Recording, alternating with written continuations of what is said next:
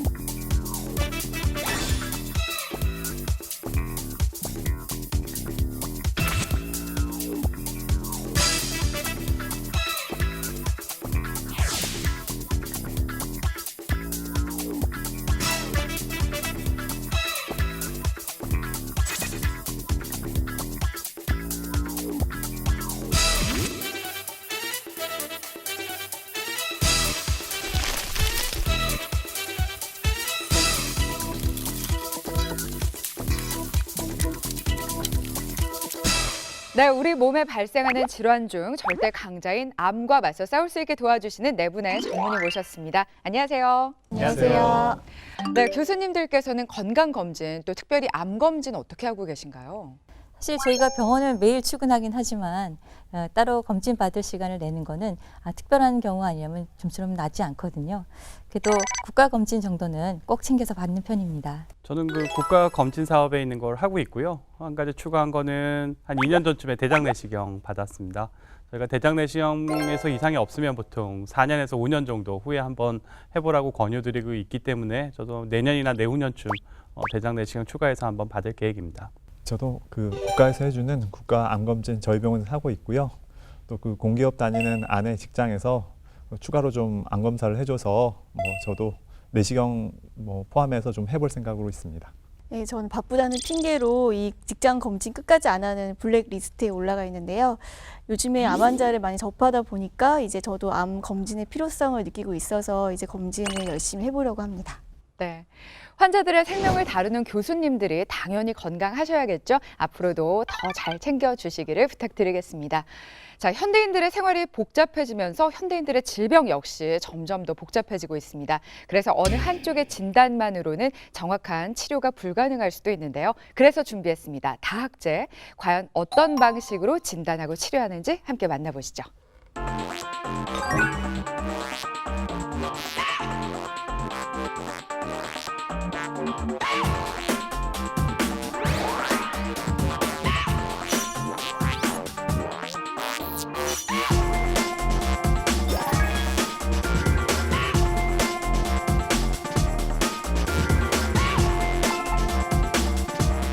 그 환자가 지금 스테이지가 마일로베토 환자인데 내가 어저께인가 의대에서 처음 봤는데 급하게 시작한 환자는 6명 정도. 만약에 PBL 안 나가 있으면 안 나가도 돼요. 스테이지로 생각하고 그러네요. 협진의 경우는 우리가 암과 싸우는 과정에서 지원군을 요청한다고 보면 다학제라는 것은 처음부터 암과 싸우기 전에 각 수장들이 모여서 환자에게 적절한 치료를 위한 정보도 공유하고 지략도 나누면서 최고의 책략을 세우는 방법입니다. 그래서 환자에게는 쓸데없는 군도적인 치료도 없고 시간적인 소모도 없는 반면에 전문적인 치료를 다양한 방면에서 골고루 갖춰서 치료를 받을 수 있기 때문에 그 치료 효과도 극대화를 할 수 있는 치료 체계의 일종의 업그레이드된 치료 체계라고 볼 수 있겠습니다. 네, 이런저런 또 편견 때문에 병을 숨기기도 하는 게 바로 부인암입니다. 그래서 오늘은 다양한 사연 통해서 부인암에 대해서 알아보겠습니다. 자, 첫 번째 사연은 30대 초반 직장인의 사연인데요. 박동춘 교수님께서 소개해 주신다고요.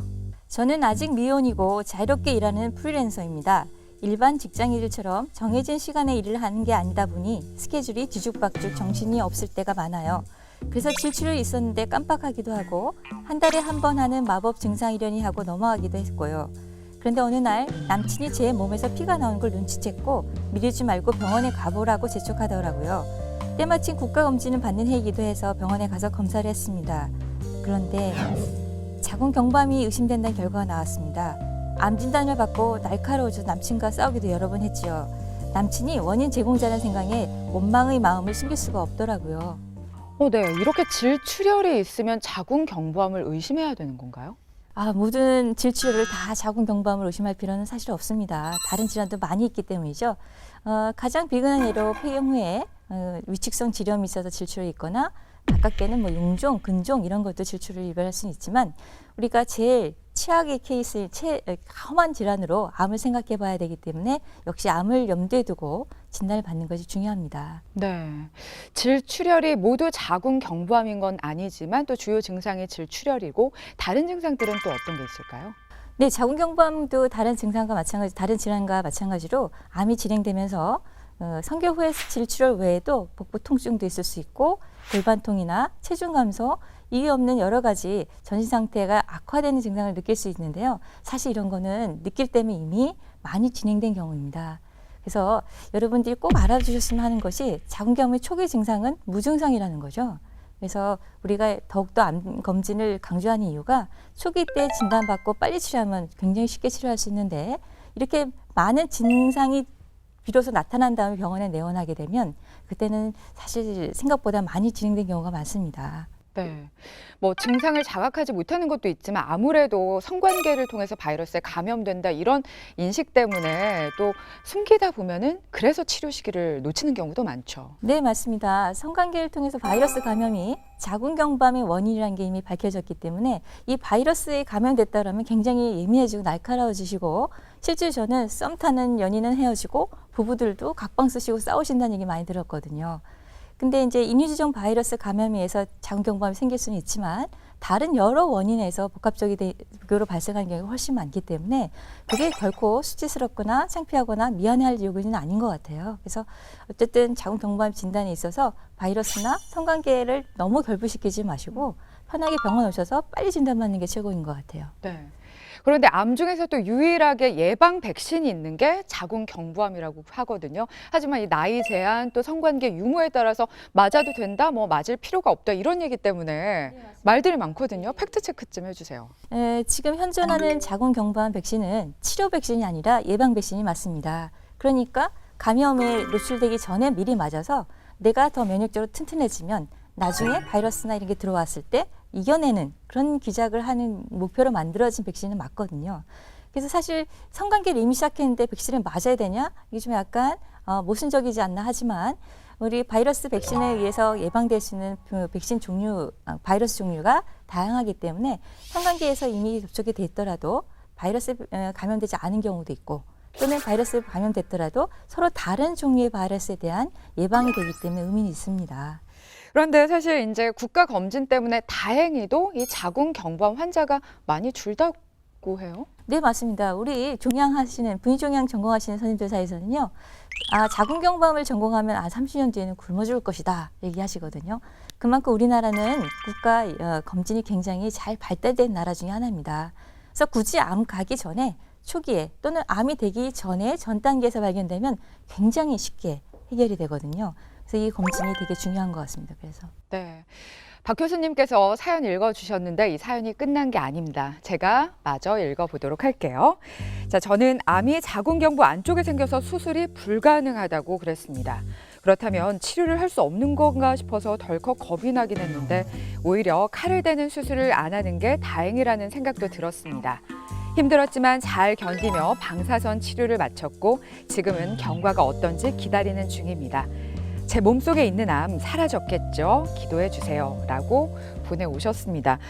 그런데 이렇게 또 수술을 못한다라고 들으면 또 더 안 좋으실 것 그렇죠. 같아요, 마음이. 이제 수술을 할 수 없다라는 개념이 환자분 어떤 분은 이분처럼 오히려 수술적인 통증이 없었고 수술이 무서운데 잘 됐다 하시는 분도 있지만 이 치료를 선택하는 거는 환자의 호감도가 아니라 질환의 병기라든지 질을 치료했을 때 얼마 정도 환자한테 가장 적은 치매를 주고 극대화를 효과적인을 볼 수 있느냐에 따라서 결정하기 때문인데요. 이 환자의 경우는 수술할 적이 할 수 있는 병기를 넘어섰기 때문에 방사선 치료를 하신 거예요. 그래서 아마 이 방사선 치료에 대해서는 우리 이종훈 교수님이 전문가시니까 예. 종양의 크기가 4cm 이상으로 좀 큰 경우, 그다음에 주위원 연부적으로 침륜이 있어서 수술적으로 완전 절제가 어려운 경우, 또 이제 그 고령에서 또 그 당뇨나 혈압이나 그 기저질환이 있어서 마취가 어려워서 이런 경우에는 방사선 치료를 표준 치료로 시행할 수 있습니다. 네. 만약에 수술을 하게 될 경우에는 결혼 유무 혹은 아이를 낳을지 안 낳을지에 따라서도 또 수술 방법이 달라지나요? 네, 수술 방법은 이제 결국은 종양이 있는 부분이 없어져야 되는데요. 만약에 수술적인 부분을 도려내고 나서도 자궁을 보존할 수 있다면 임신을 할 수 있는 감력이 보존된다고 보는 거거든요. 근데 이런 경우는 굉장히 제한적이긴 합니다. 왜냐하면 초기 단계일 경우에 다른 곳에 전이가 없을 경우에는 자궁 경부, 즉 입구만 제거하고 아기가 들어앉아서 클 체부랑 질 상단 부위를 연결해주는 수술이 있습니다. 방법이 자궁 경부 절제술이라고 하는데요. 이런 경우에는 그래도 감력을 보존할 수 있고, 그다음에 환자분이 나중에 여러 가지 임신 과정에서 불편함이나 부작용이 있을 수는 있지만 그래도 출산할 수 있다는 점이 강점이죠. 그래서 젊은 여성들에서 초기 단계의 자궁 경부암 환자의 경우 간혹 이런 수술도 하기도 합니다. 네. 자, 사례자분 좋은 결과 있기를 저희도 함께 바라도록 하겠습니다.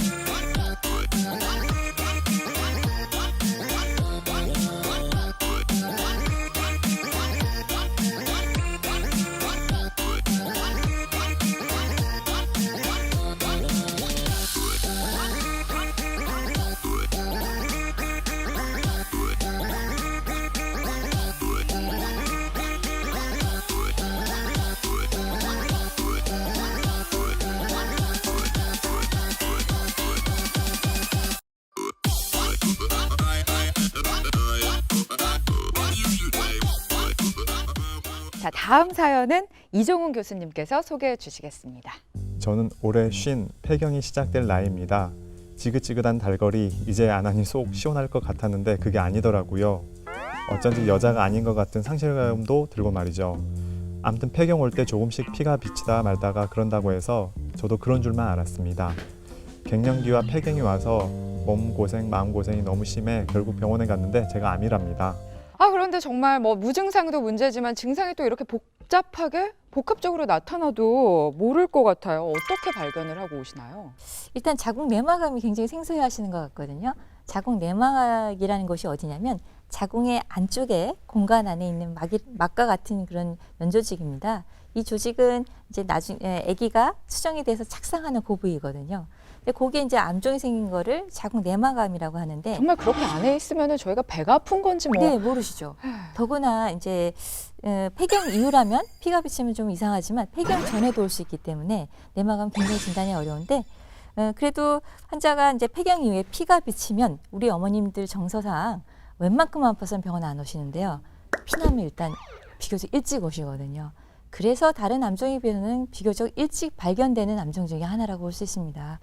증상은 다른 암종과 마찬가지로 골반 하복부에 있는 다른 여러 장기를 침범하면서 나타나는 증상들이 나타나서 골반통, 통증, 빈뇨, 배뇨장애 이런 걸 같이 동반할 수는 있습니다. 네.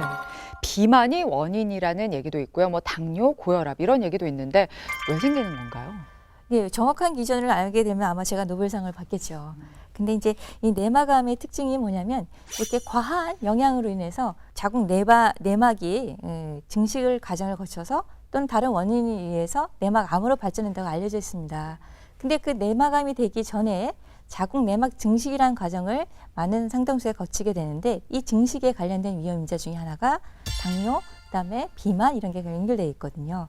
그래서 아마 이 자궁 내막암의 위험 요소로 당뇨, 비만을 꼽는 이유가 내막 증식과도 관련돼 있기 때문이라고 생각합니다. 자, 과연 이분은 어떤 치료를 받으셨는지 제가 마저 읽어볼게요. 종양 크기 줄이는 수술을 받고 항암 치료를 6차례에 걸쳐서 했습니다. 계속 지켜보는 중인데 다행히 지금은 거의 암이 소멸된 상태라고 하네요. 병원에 입원해 있다 보면 이런저런 분들 많이 만나게 됩니다. 연세 지긋하신 분과 같이 입원했었는데 살 날도 얼마 안 남았는데 치료해서 뭐 하냐고 체념하시더라고요. 아무리 본인이 그렇더라도 옆에서 자식들이 말려야 하는데 자식들도 그렇게 생각하는 것 같아서 제가 더 속상하고 화가 났습니다. 설마 내 가족도 나를 이렇게 생각하는 거 아니겠지라는 생각에 더 슬프네요. 라는 마무리인데 이런 생각을 하시니까 또 치료를 하실 때 더 이렇게 소극적이 되시기도 할 것 같고요. 그런데 수술을 받으셔야 될 텐데 수술이 우선인가요, 이 암도? 네, 자궁 내막암도 난소암과 비슷해요. 그래서 일단 종양이 체내에서 최소한으로 줄이게 하고 거기에 이제 추가적인 치료를 하느냐 여부는 조직 검사를 통해서 선별해서 진행하긴 합니다.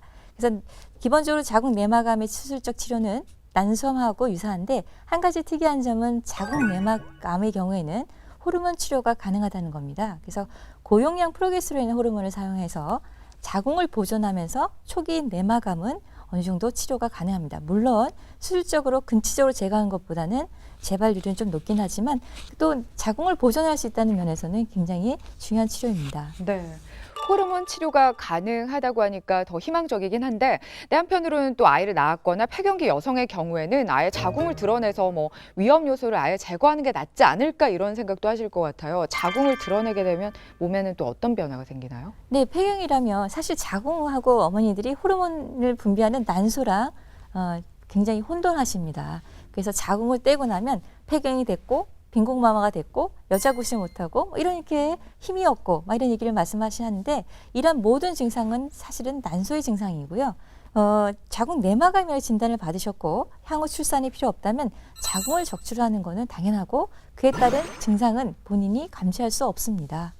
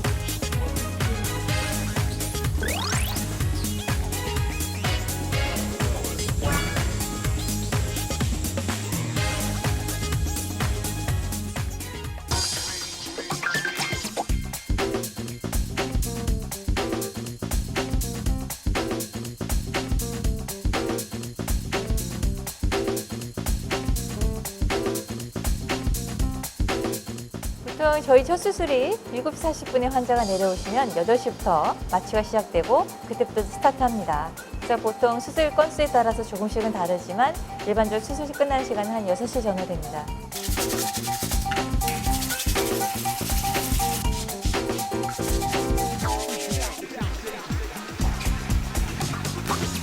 안녕하세요. 준비 잘 됐습니까? 우리 바이폴라 오늘 다 오시고 오실 겁니다.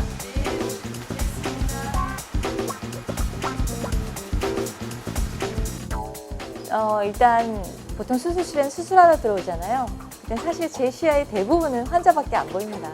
그래서 환자 중심적으로밖에 안 보였다가 이런 소품도 있고 이런 여러 가지 키트가 있다는 걸 보니까 이런 하나의 수술을 만드는데 많은 사람들이 많은 장비들이 다 복합적으로 사용되는 걸 처음 알았어요, 사실은.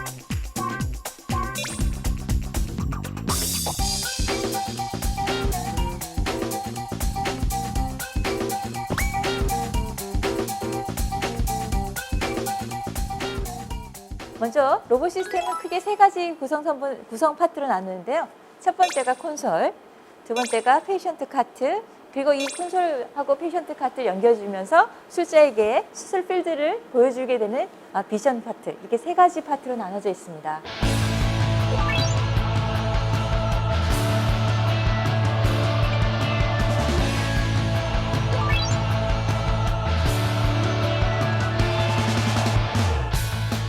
아무래도 많은 경험을 쌓으면 우리가 꼭 필요한 아주 필수적인 요소만 해나갈 수 있게끔 테크닉이 많이 개발되겠죠, 그죠? 그러면 준비하는 시간, 환자랑 수술하는 시간, 수술 후에 환자가 회복하는 시간까지가 굉장히 컴팩트하게 단일화될 거예요. 그 많은 환자들이 그런 거를 느낄 수 있도록 의사들이 여러 가지 술기도 개발할 테고, 그래서 아마 제 생각에 술기 시간도 훨씬 단축될 거라고 생각합니다. 네. 의사로서 또 환자나 보호자에게 당부하고 싶으신 말씀도 또 많으실 것 같거든요. 박 교수님께 부탁드릴게요. 글쎄요, 저는 한마디로 얘기하면 여성의 건강이 국가 경쟁력이다. 네, 한 집안에 한 여성의 역할은 정말 다양하고 아주 기본적인 많은 역할을 해낸다고 생각합니다. 그래서 한 가정이 흔들린다면 한 사회가, 한 국가가 유지할 수 없다고 생각합니다. 그래서 그런 그 기본적인 체제를 유지하는 버팀목은 여성. 그래서 여성의 건강이 국가 경쟁력이라고 생각합니다. 저는 공인된 치료만 받자, 그렇게 말씀드리고 싶습니다. 이제 암을 진단받거나 이제 치료하는 중간에는 주변 분들이나 아니면 여러 가지 이제 정보들이 있게 되고, 그 중에 이제 맞는 것도 있지만 일부 이제 미신이라든지 아니면 좀 이렇게 검증되지 않고 상업적인 그런 것들도 많이 섞여 있을 수 있습니다. 그래서 그런 거에 의존하기보다는 본인의 상태를 잘 알고 그 병의 전문가이신 주치의하고 상의해서 검증된 치료만 받는 것이 암을 극복하는 데 가장 중요한 부분이다. 그렇게 말씀을 드리고 싶습니다.